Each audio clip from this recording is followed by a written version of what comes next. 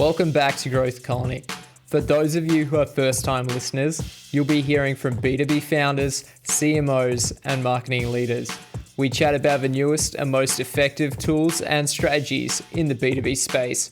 I'm Alex Hipwell with X-Growth and your co-host for this podcast, where we go candid with our guests' successes and failures so you don't make the same mistakes. At least hopefully you don't. Let's dive in.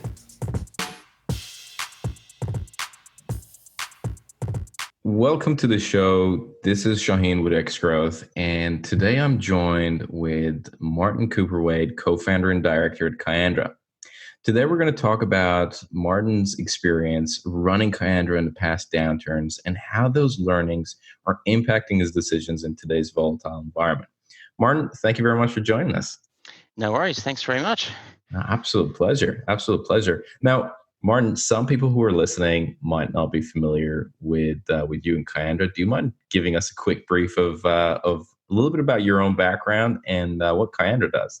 Yeah, sure. So we started the business in 1995, so we've been around for a little while, and Kiandra historically has been a company that has done three main things, one being software development, and that's custom software development, where we build custom build software to meet a certain requirement, usually where there's not an off-the-shelf product or something pre-existing, for example, to meet a need.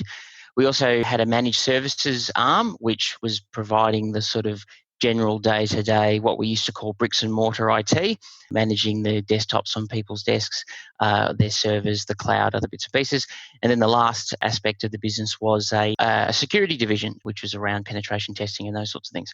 Recently, we've just divested the managed services arm and also the security business, and we're focusing now purely on software. That's where we see our future being, and we're really excited about that. And so, yeah, that's only just recently happened. So we're working through that right now. And and I've had the business since I started it. I was in university when I started with my business partner, Cam Brooks. He was in uni too. We were both friends from high school.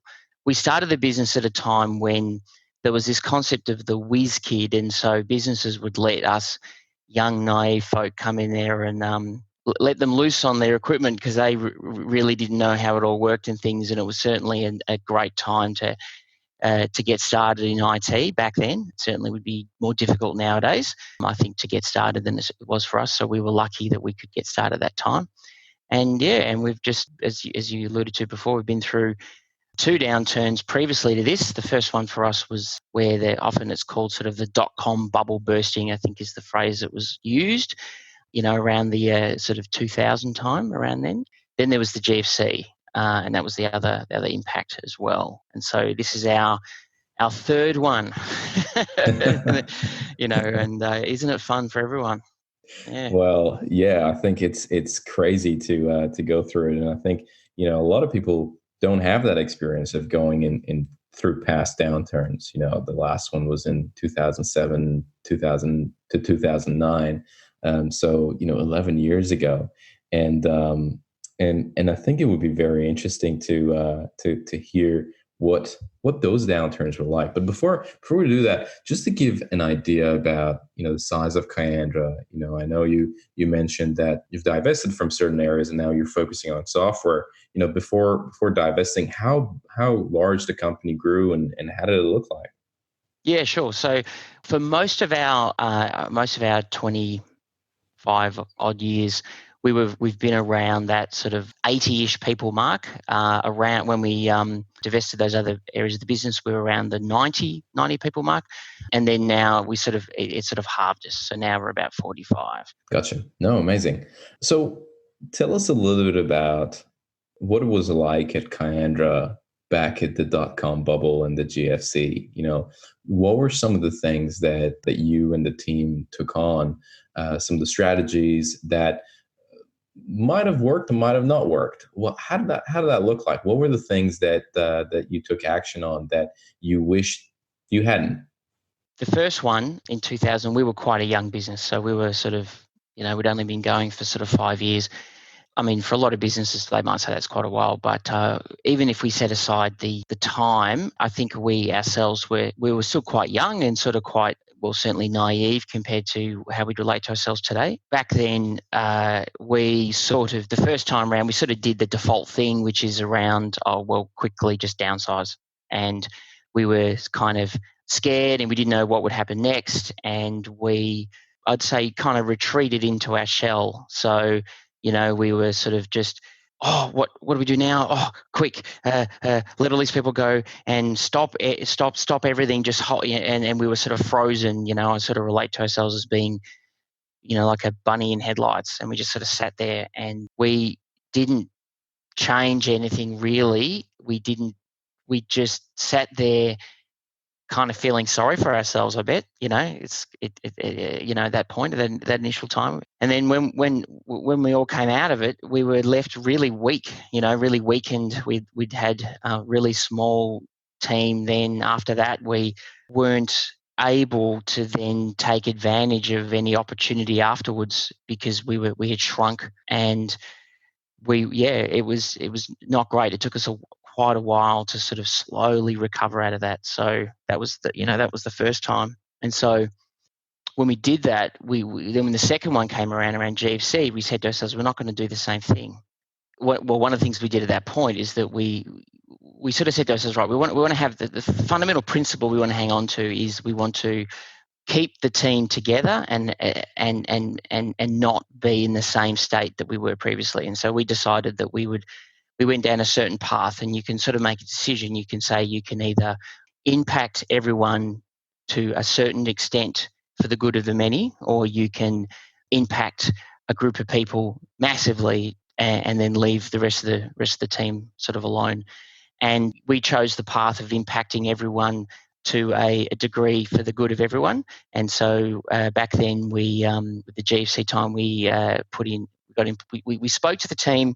We kept the dialogue there, and we moved to 9-day fortnights. It wasn't something that we didn't mandate it.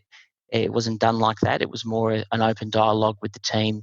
The team were very happy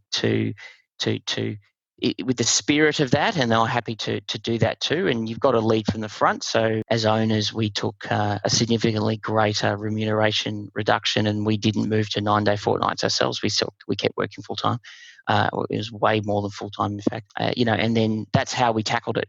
It's a bit of a difficult one a lot of the time because that in itself can work on one level, but obviously if you happen to have billable work for people, then if they're not working on those days, and it's counterproductive by not having them work, because then they don't obviously bring in the revenue in those days. So obviously every business is going to be different, but that was kind of the key thing sort of we did there. I think one of the things that we still didn't.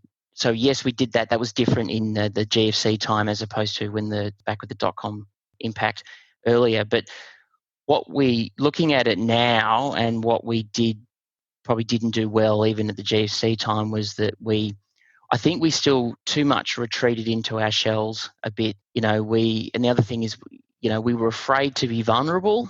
It's really hard to be a great leader at times like this. It really is hard because you're dealing with your own anxieties, and talking from my own context, obviously you've got everything's on the line. Your business, if you've got finance facilities, then everything you own personally is leveraged, to support that, usually for a lot of small businesses. And so you've got major anxiety that you're dealing with. And then you've got a team of people who are dealing with huge levels of anxiety themselves, and they're looking for that comfort from you, that sense of safety. And a lot of the time you can't actually give them exactly what they want, because, they ask you questions and stuff and you go, well, I don't know when this will end. I don't know when it will change. But if you focus on where that's coming from, it's just from their sense of fear, and they don't feel safe. The challenge then is that you've not only got to navigate that area to try as best you can to alleviate those concerns, but at the same time be a source of inspiration for them. And that's really tough. That can be really, really tough. Most businesses don't have, they're not Apples, they're not Googles, they don't have huge amounts of cash, they don't have huge ability to, do drastic, crazy innovation, those sorts of things. They're much more, straightforward businesses like ours. And so it's really tough. And I think one of the things back then, didn't really quantify the impact enough to my own mental health as a leader, and therefore my ability to be enough of a leader and to be a good enough leader for our people back then. I think that's something we probably didn't really recognise. So that's something that I really want to do different this time. That's really important to me. And on that note, I definitely want to come back if there are definitely more.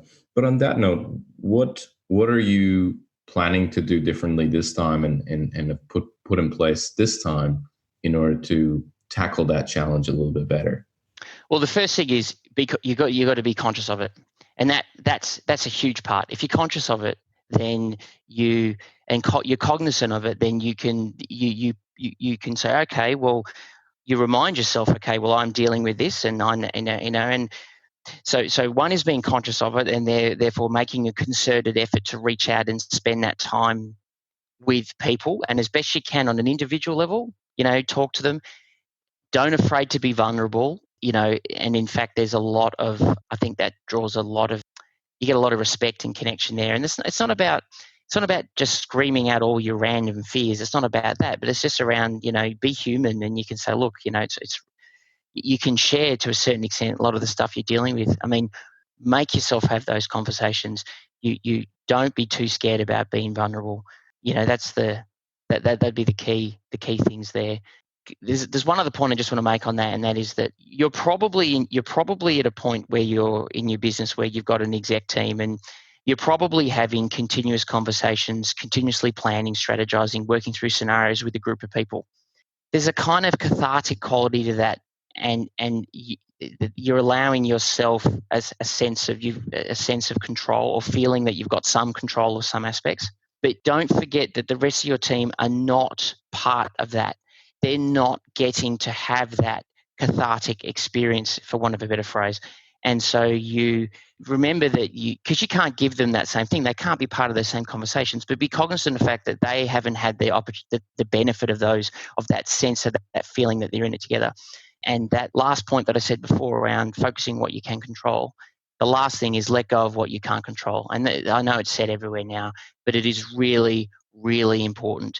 You've got to, I write out all of the things that the issues, and then it sounds a bit silly, but you can even write on pieces of paper each of the things, and then the things that you cannot control, you write them down, and then you fold them up and you put them in an envelope and you put them aside. And as I said, it might sound a bit silly, but psychologically it can actually make a big difference. And then you really hone in on the things that you can control and the actions that you can take based on what you know right now. And you can't plan out every scenario for the next 6 months, but you can plan out what you're going to do for the next 1 week, 1 day. You can do that. So do that and focus on that. And find a way to allow your people to do the same thing in the context of what they do, because it may or may not make a massive difference in the end to your business's success, but what it will do is it will make your people more productive and more focused, and at that point in that time there, and then arguably that has an accumulated effect. And in contrary to what I just said, it would actually leave your business in a better state anyway. It's also more compassionate. It's how you help those people feel better about the situation that they're in. Gotcha. That's really important, and I love that you bring that up. In previously, when you mentioned that even during GFC, even though you didn't go to the extreme that you and the team went on the previous downturn, you said that during GFC you also went into your shell. Is that what you mean by that? That as a leader you were more conservative or not sharing as much, or were there other elements as well with regards to going back to your shell? Yeah, fair enough. Separate. Yeah. So sorry if I caused any confusion. Separate the. No, that's so good. So if you separate making a choice about what you do, about who you have employed and how many days they're going to work, is one aspect. So originally we let people go. Second time around, our focus was around 9-day fortnights for the team. That's separate to the in the shell statement. In the shell statement is how you cycle. Well, it's two things: how you as an individual you're feeling overwhelmed, so you shut out the world, and you will find out, and and you might be there in your bubble with your exec team, and you're sitting there and you're talking, you're working through things, but you get so focused on that you find you're not actually communicating enough with your people. And so it's around spending that time with each individual as best you can and making sure that your management layer are doing the same as well. That's what I meant about being in the shell. There's one other thing as well, which that means too, and that is that time that we're experiencing right now is a perfect time to make the changes to how you work, the systems you use, all of those things. It's a perfect time to make that change because people probably have more bandwidth now for that now than they were otherwise, because they probably don't have as much customer work to do. So use the time to change yourself and try and look right now and say, right, how have we been impacted and what could we do that if we had have known this in advance, which of course we didn't, but if we'd known in advance, and what steps could we have done previously that would have not had us been anywhere near as impacted? Okay, fine. Now we can't go back in time, but what you can do is you can look to implement that right now so that you are better and more resilient for the next time. So we didn't do that. We didn't innovate. And it's not dramatic innovation. We just didn't improve how we worked. We didn't improve our systems. We didn't change in the past. We're doing that now. That's we really focus on using the time we have right now to be a newer, better version of ourselves. And that's probably one of the biggest differences we're doing right now compared to previously. Gotcha. During our previous conversation, when we were having a chat, one of the things that you've also touched over here was the challenge of letting people go, right? And you mentioned that in the past you've seen companies where you might have done yourself, and you'd let people go, and some of the competition would have the complete opposite strategy, where they're looking at hiring people, at least maybe people who are in a very strong cash flow position, would start hiring people, and that becomes a competitive advantage of theirs later on. Oh, absolutely. That happened in the industry. Absolutely. I mean, it's happening now. You see it. So not everyone, this can be impossible for some businesses. I get it. So, but as best as you can, hang on to your great people. And, if you can't give them the salaries, then find other ways to have a connection and have that. People are, it's not just about the money. They want to feel like they're part of something that's meaningful and they're doing and something they're making a difference. And so I think, if you have that connection with people, you allow yourself to be vulnerable and you give them a real sense that we're in there together, and you do the actions that demonstrate that, so they're not just empty words, and you hang on to your people as best as you can. Because the competition, especially the bigger players, absolutely will gobble up all of the talent, and then they're set and strong afterwards. Because what will happen after this is that everything is going to explode. It will explode, and you're either either in a position to do something about it, or you're not. And so another part to that is to do the activities now that enable you to be seen and known and ready to go, so that people know who you are and can come knocking on your door when they're booming afterwards or wanting to boom afterwards as well. Yeah, each time there was always a massive boom right after these downturns every time. What do you mean by that last part where you said let people know who you are and what you do during these times? Well, you need to market in a way that's, obviously you've got to tweak and adjust it based on the current scenario. You've got to engage with your potential customer base. You've got to market to them. So you're going to have to think differently about how you do that. And but you certainly, if you go silent and you cut everything, then you'll be forgotten, and then you're dramatically more weaker afterwards as well. So find a way to engage with your potential customers. Find a way to have a message that's not just the same as everyone else. It's not easy, so the best thing to do is start tackling it now. But you're better off giving it a shot than just not doing anything. Yeah, it sounds like a lot of things that you've talked about sounds opposite to a lot of what other people do, right? I mean, the couple of things that I've written down over here is make sure that you don't, if you are in a position that you're able to do it, make sure you don't go and lay off all your staff. Make sure that there is a strong communication among the team and you're talking to everyone and discussing everything. The other thing that you mentioned was to focus on your business and improving the business, core assets of the business, some of the things that you wanted to change and processes that you wanted to improve. And the last one was actually one before last was making sure that you have a good understanding of what you can control and what you can't control.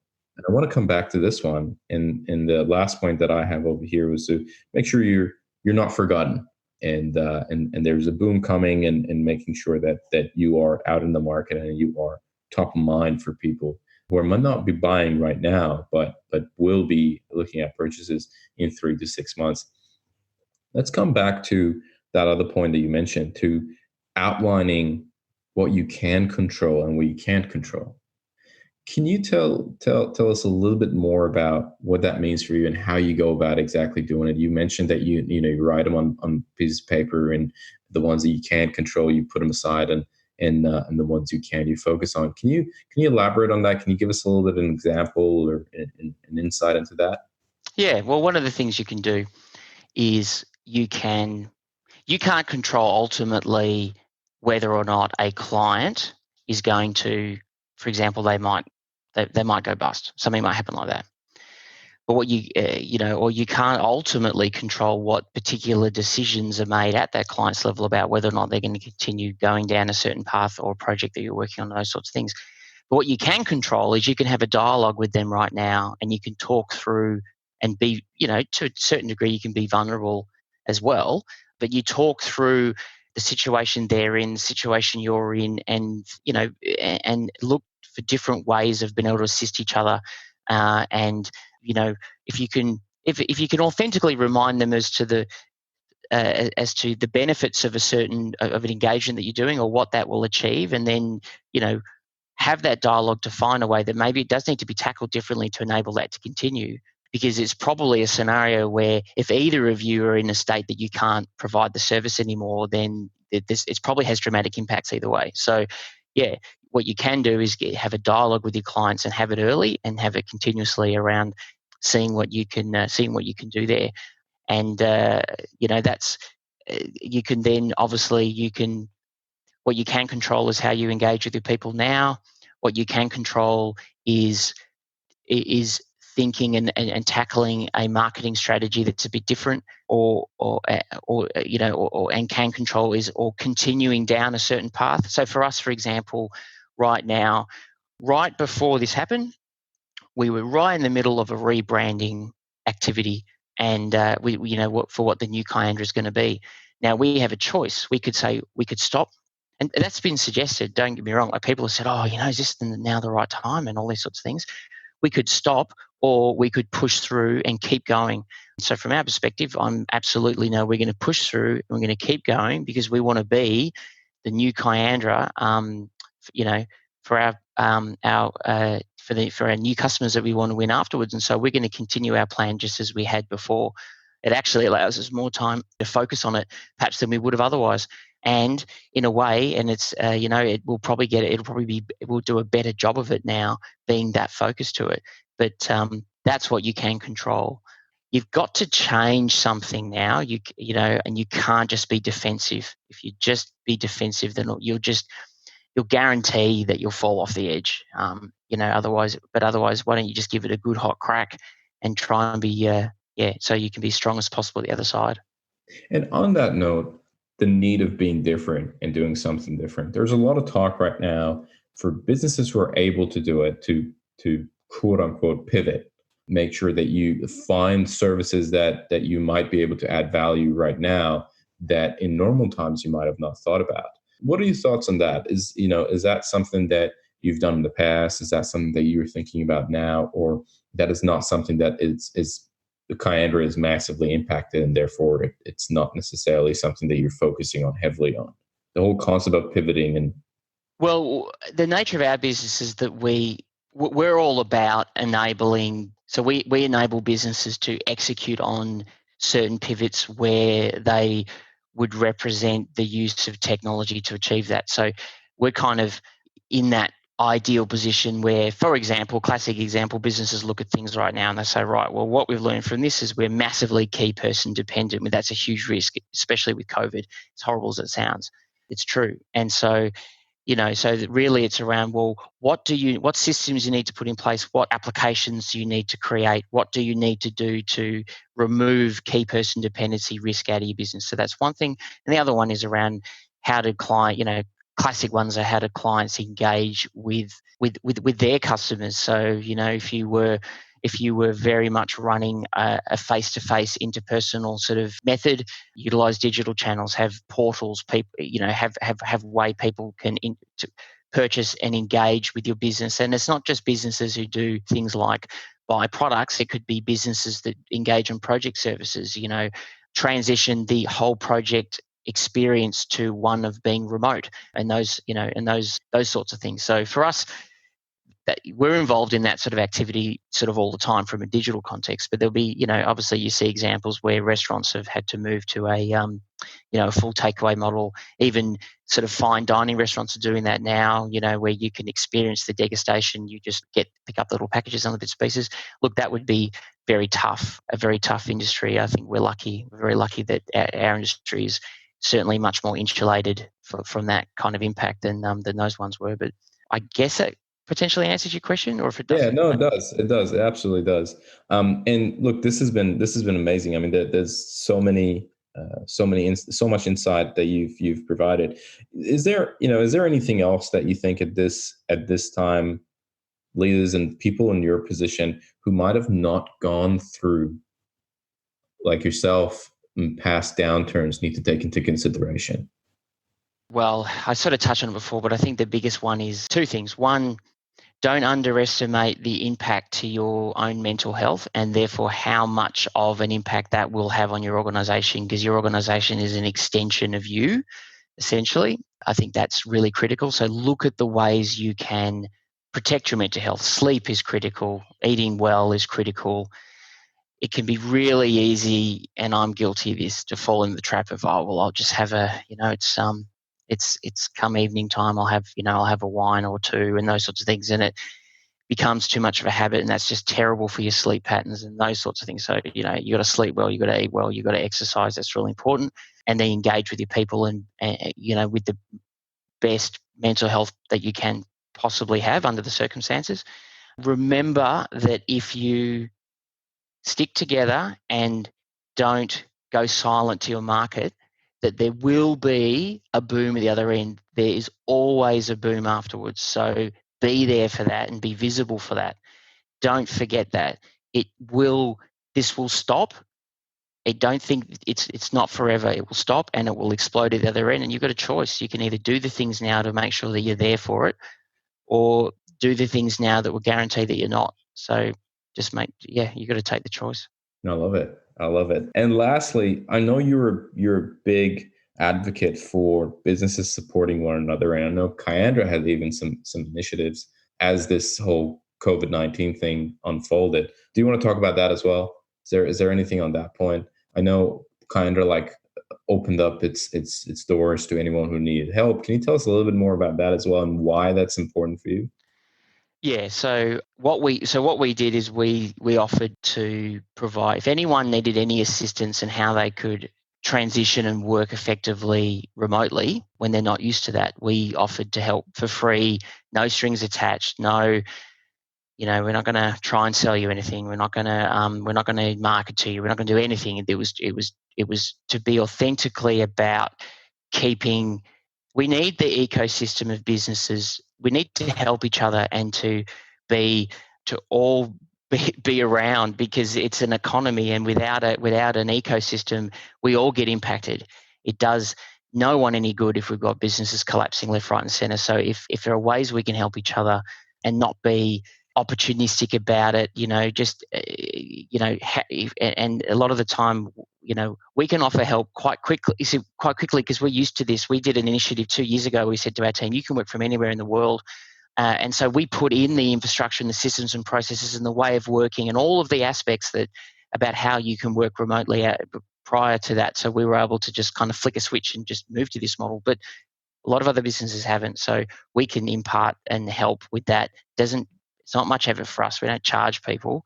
And if it helps them, then that's great, because if businesses are going off the end of a cliff everywhere, it's going to be disastrous for the economy, which will be disastrous for us. So, yeah, I just think we've got to look after each other. I also, if people are struggling personally as business owners and leaders, reach out too. I think we can help each other. And a lot of times just having a dialogue with someone who's, almost certainly not a competitor, and therefore you're safe to just talk through the stuff you're dealing with, and then we can help each other, because then that's good for all our people, and that's good therefore for the economy. It's good for everyone. So they're just my opinions.